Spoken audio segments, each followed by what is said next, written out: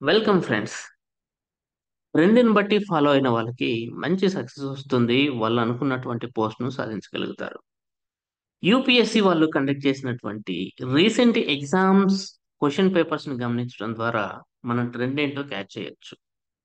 అట్లాగే various public service commissions వాళ్ళు conduct చేస్తున్నటువంటి ప్రశ్నల తీరుతెన్నులను అబ్జర్వ్ చేయడం ద్వారా కూడా మనం ట్రెండ్ ఏంటో గమనించవచ్చు. రీసెంట్‌గా యూపీఎస్‌సి వాళ్ళు సిడిఎస్-2 ఎగ్జామినేషన్ కండక్ట్ చేయడం జరిగింది. ఈ ఎగ్జామ్‌లో మన మెటీరియల్ నుంచి కూడా చాలా క్వెషన్స్ వచ్చాయి. మిగతా మెటీరియల్‌లో ఈ కంటెంట్ ఉందో లేదో నాకు తెలీదు కానీ, బట్ మన మెటీరియల్ నుంచి మాత్రం డైరెక్ట్‌గా రిఫ్లెక్ట్ కావడం జరిగింది. ఎగ్జామ్ డేట్ మొన్న సెప్టెంబర్ 1 తారీఖు జరిగింది. మీకు యూపీఎస్‌సి వెబ్‌సైట్‌లో క్వెషన్ పేపర్ అవైలబుల్‌గా ఉంది. క్వెషన్ పేపర్‌ను కూడా మీరు వెరిఫై చేసుకోవచ్చు. సో, థిస్ ఈస్ ది ఆహ్ combined defence services examination 2 same మన గ్రూప్ 2 లెవెల్‌లోనే ప్రశ్నపత్రం ఉంది. రీసెంట్‌గా మనకిస్తున్నటువంటి ప్రశ్నపత్రం మాదిరిగానే ఈ ప్రశ్నపత్రం కూడా ఉంది. సో, డేట్ ఆఫ్ ఎగ్జామినేషన్ మీకు 1/9/2024 జరిగింది. దాంట్లో ఏమి క్వెషన్స్ అడిగారో మన సిలబస్ రిలేటివ్ అడుగుదాం. This is the first question friends. మనకి స్పేస్ టెక్నాలజీ గ్రూప్ 2లో ఉంది. దానికి సంబంధించిన question. In sun earth system, the sun, the earth and the Lagrangian point that is L4 form అన్నాడు. మనము ఆదిత్య L1 మిషన్ గురించి చదువుకుంటాం. కానీ ఈ మాదిరి ప్రశ్నను సాల్వ్ చేసేంతగా మనం ప్రిపేర్ కాము.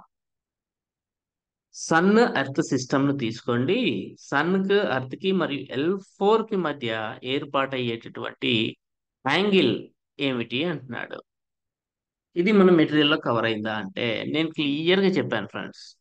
నేను మ్యాప్‌తో సహా ఎక్స్‌ప్లెయిన్ చేశాను. L4 ఎక్కడుంటుంది? L5 ఎక్కడ ఉంటుంది? L1 ఎక్కడుంటుంది? అండ్ L2 ఎక్కడుంటుంది?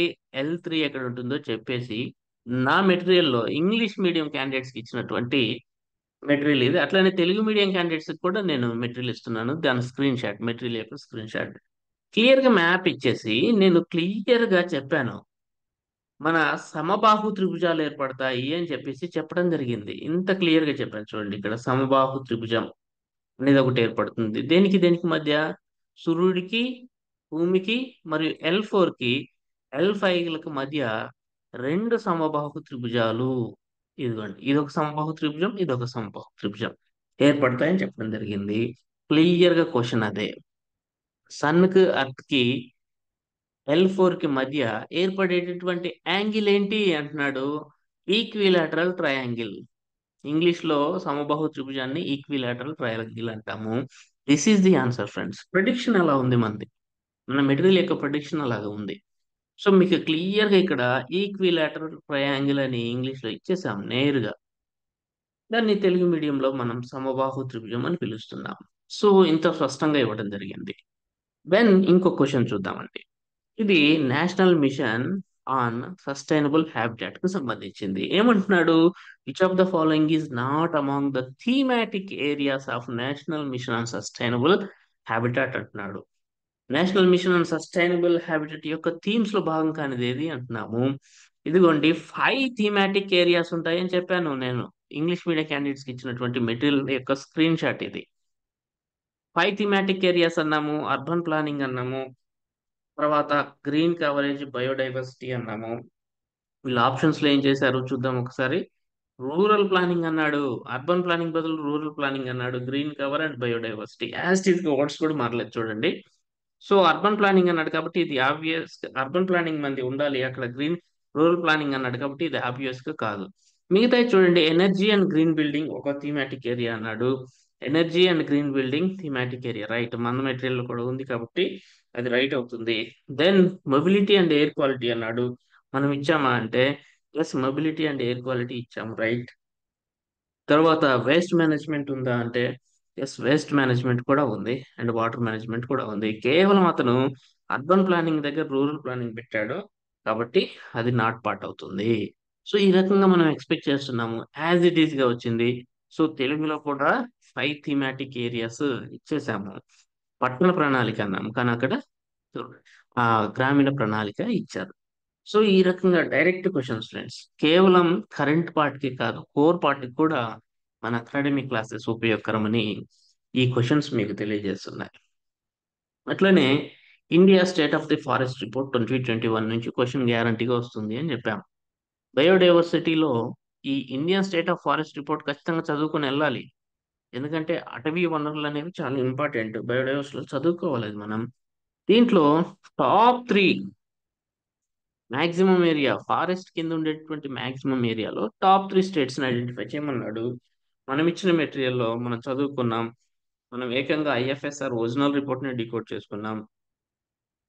విస్తీర్ణ పరంగా మధ్యప్రదేశ్ దేశంలోని అతిపెద్ద రాష్ట్రం అని చెప్పాము. ఆ తర్వాత అరుణాచల్ ప్రదేశ్, ఛత్తీస్గఢ్, ఒడిశా ఉన్నాయన్నాము. ఆ తర్వాత మహారాష్ట్ర అని చెప్పాము. ఇతను ఏమంటున్నాడు, టాప్ 3 ఐడెంటిఫై చేయమంటున్నాడు. So Madhya Pradesh 1, Arunachal Pradesh 2, Chhattisgarh 3, Maharashtra 4th place లో ఉంది. సో ఆబ్వియస్ గా ఇది కాదు ఆన్సర్. సో మనం డైరెక్ట్ గా మనం ఎక్స్పెక్ట్ చేసాము. ఒరిజినల్ రిపోర్ట్ ని మనం డీకోడ్ చేసి మన మెటీరియల్ ఇవ్వడం జరిగింది. ఇది స్క్రీన్ షాట్ దాదాపు అన్నిట్లో ఉంటుందని అనుకుంటున్నాను నేను, అన్ని మెటీరియల్స్ లో. బట్ రామ్సార్ వెట్లాండ్ సైట్స్ గురించి క్వశ్చన్ ఫ్రేమ్ చేసి ఈ క్రింది వాటిలో ఏది యూనియన్ టెరిటరీలో లేనటువంటిది అని అడిగాడు. ఇక్కడ point Calimere wild life and bird sanctuary అనేది తమిళనాడులో ఉంది. నేను నా మెటీరియల్లో ఇచ్చిన స్క్రీన్ షాట్ ఇది. తమిళనాడులో 16 వెట్లాండ్స్ ఉంటాయని చెప్పాము. అందులో number 1 point Calimere wild life and bird sanctuary అనేది తమిళనాడులో ఉందని చెప్పాము. స్పష్టంగా అది ఆప్షన్ అవుతుంది. దెన్ పెపా మీద ఖచ్చితంగా క్వశ్చన్ ఉంటుంది అని చెప్పాను నేను. నా కరెంట్ అఫైర్స్ క్లాసెస్ లో trade and economic partnership agreement మీద క్వశ్చన్స్ ఉంటాయని చెప్పాము. ఈ టెపా మీద క్వశ్చన్స్ అడిగారు. ఇది ఈఎఫ్టిఏతో ఇండియా కూర్చుకున్నటువంటి ఒక స్వేచ్ఛా వాణిజ్య ఒప్పందం. ఈ ఈఎఫ్టిఏలో భాగస్వామ్యం కానీ దేశం ఏది అంటున్నాడు. ఈఎఫ్టిఏలో మెంబర్షిప్ కానిటువంటి దేశం ఏది కనుక్కోవాలి. సో టెపా గురించి ఇచ్చాము. దీంట్లో 4 సభ్య దేశాలు ఉంటాయన్నాము. స్విట్జర్లాండ్, ఐస్లాండ్, నార్వే, లీచ్టెన్స్టైన్ అనేవి ఉంటాయి అని చెప్పాము. 4 దేశాలు అని చెప్పాము. సభ్యదేశం కానిది ఏది? Switzerland, Norway, Iceland. ఇంగ్లాండ్ సభ్యదేశం కాదు, మనం ఇంగ్లాండ్ ఇవ్వలేదు. So simple question. ఖచ్చితంగా మీకు రేపు గ్రూప్ 2లో కూడా దీని మీద క్వశ్చన్ ఉంటుంది, ఏదో ఒక రూపంలో. దయచేసి గుర్తుపెట్టుకోవాలి. మిగతా ఇన్ఫర్మేషన్ కూడా ఇవ్వడం జరిగింది, చాలా ఇంపార్టెంట్. ఎఫ్టీఏల చరిత్రలోనే మొట్టమొదటిసారిగా 100 బిలియన్ల పెట్టుబడి మరియు 15 సంవత్సరాల్లో 1 మిలియన్ ప్రత్యక్ష ఉద్యోగాల కల్పన ప్రతిపాదనలు దీంట్లో ఉన్నాయి అని నేను పదే పదే చెప్పాను. ఇంగ్లీష్ మీడియం క్యాండిడేట్స్కి ఇచ్చినటువంటి మెటీరియల్ 4 కంట్రీస్ కదా, Switzerland, Iceland, Norway and Liechtenstein. Then చూడండి, which of the following resolutions in the final agreement reached in COP28 is associated with the target of achieving net zero by 2050? COP28లో COP28లో ఒక target పెట్టుకున్నారు, net zero by 2050కి రావడానికి. ఏమిటి అది అంటే phasing out of fossil fuels అండి. ఇది క్లియర్గా నేను మన మెటీరియల్లో, this is current SNT May 1, 2కు సంబంధించిన పీడిఎఫ్లో అటు ఇంగ్లీష్లోను తెలుగులోను G7 ఎనర్జీ మినిస్టర్స్ మీటింగ్ గురించి మాట్లాడుతూ COP28 క్లైమేట్ సమ్మిట్లో the world has pledge to move away from coal, oil, gas అన్నాము. ఇవన్నీ కూడా ఫాసిల్ ఫ్యూయల్స్, వాటి నుంచి కంప్లీట్గా వాటిని ఫేస్ అవుట్ చేయాలి అనే ఒక ప్రెడిక్షన్ తీసుకోవడం జరిగింది అని చెప్పాము. దానికి సంబంధించి G7 మంత్రులు డిస్కస్ చేశారని చెప్పాము. సో COP28 సమస్యల్లో ప్రపంచ దేశాలు బొగ్గు, చమురు, గ్యాస్లకు దూరంగా ఉండాలని ప్రతిజ్ఞ చేశాయి. అంటే ఇండైరెక్ట్ గా phasing out of fossil fuels అని అర్థము. సో డైరెక్ట్ గా సాల్వ్ చేయొచ్చు. ఈ రకంగా ప్రశ్నలను సాల్వ్ చేయడానికి అవసరమైనటువంటి క్లాసెస్ ని, కంటెంట్ ని మనం అందిస్తున్నాం. సార్ యూపీఎస్సీకి ఏబిపిఎస్సికి ఏం సంబంధం అంటే ఖచ్చితంగా ఇదే మాదిరి క్వశ్చన్లు మీకు ఉంటాయి. ఇంకా డిఫికల్టీ లెవెల్ ఎక్కువగానే ఉంటుంది కానీ ఎక్కువగా ఉండదు. సో దయచేసి మీరు కోర్కి కరెంట్కి ఈక్వల్ ఇంపార్టెన్స్ ఇచ్చి మన అకాడమీలో చెప్తున్నటువంటి క్లాసెస్ చదువుకున్నట్లయితే మీకు మంచి ఫలితాలు వస్తాయి. మీ కాన్ఫిడెన్స్ బూస్ట్ అవుతుందని చెప్పి నేను ఈ వీడియో చేస్తున్నాను. సో ఎవరైనా ఇంట్రెస్ట్ ఉంటే ఆనంద్స్ అకాడమీ యాప్ యొక్క లింక్ను డిస్క్రిప్షన్లో ప్రొవైడ్ చేస్తున్నాను, డౌన్లోడ్ చేసుకోవచ్చు. 1500కి మీకు పేపర్ 2 కోర్స్ అవైలబుల్ ఉంది. 1000 రూపీస్కి ఎక్స్క్లూజివ్ ఎస్ఎన్టీ కోర్స్ అవైలబుల్గా ఉంది. So please make use of this satellite, this opportunity. Thank you for watching. Thank you so much.